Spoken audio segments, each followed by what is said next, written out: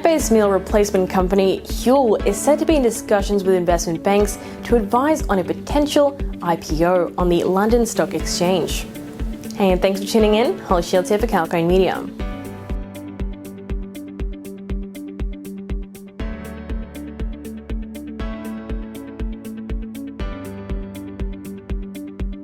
Huel's potential public listing plans come as the pandemic drove many to focus on fitness, thereby boosting the popularity of its products. The UK-based company aims to replace an average diet with an all-in-one powder-based or liquid meal, which is nutritionally complete.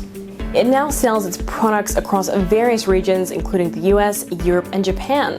Huel has appointed investment banking majors Goldman Sachs and JP Morgan for its potential listing, according to a Financial Times report. They're also considering a dual-track sale as an option, although a public listing might be a more favorable option to help fund their growth plans.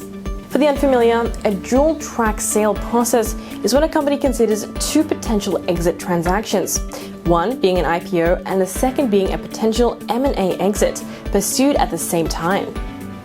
In 2018, Huel had a market valuation of about £220 million, which is based on its last capital raising of $20 million.